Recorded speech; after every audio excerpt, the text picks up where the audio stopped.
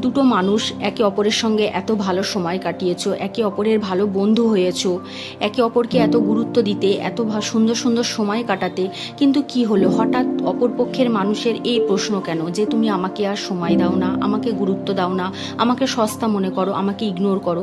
সম্পর্কে এই প্রশ্ন আসে কেন?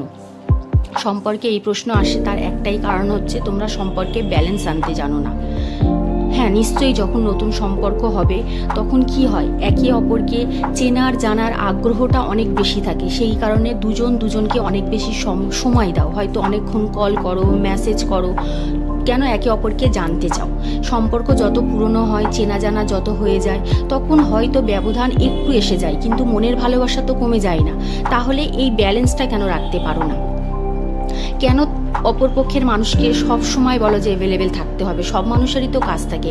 আগে তুমি আমাকে 24 ঘন্টা মেসেজ দিতে, এখন কেন দাও না?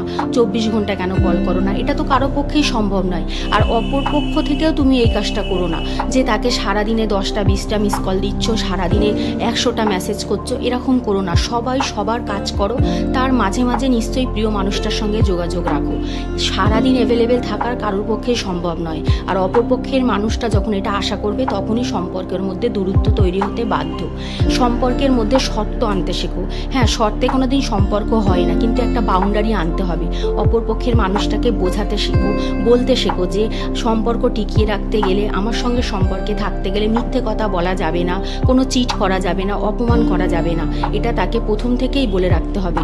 সম্পর্ক মানে তুমি আমার সব কিছু, তুমি আমাকে যা ইচ্ছা তাই বলতে পারো, তুমি আমাকে অপমান করতে পারো, এটা কোনোদিন চলে না। এটা তাকে বোঝানোও যাবে না যে তোমাকে ছাড়া আমি বাঁচবো না, কেউ কাউকে ছাড়া বাঁচে না, এটা হয় না। কেউ কাউকে ছাড়া বাঁচবে না, এটা বোঝানো ভুল। তার কারণ হচ্ছে কি যে আমি তোমাকে ছাড়া মরে যাবে, এটা হয় না, সবাই বেঁচে থাকে। এবার হ্যাঁ, হয়তো মনের ভালোবাসাটা একটু বেশি থাকে, তার মানে এই নয় যে তাকে এটা বোঝাতে হবে যে তুমি আমার সব, তুমি আমার সব কিছু, এরকম নয়। সবাই বেঁচে আছি, সবাই ভালো আছি, একটা সম্পর্কে ব্যালেন্স রেখে চলবো, নিশ্চয়ই সম্পর্ক ভালো থাকবে। তাহলে কোনোদিনই দূরত্ব আসবে না, গুরুত্বও কমবে না। কিন্তু যদি মনে করো যে আমার এই মানুষটাকে সব সময় আমার জন্য অ্যাভেলেবেল থাকতে হবে, তাহলে না তারও লাইফস্টাইল ঠিক থাকবে, না তোমারও থাকবে।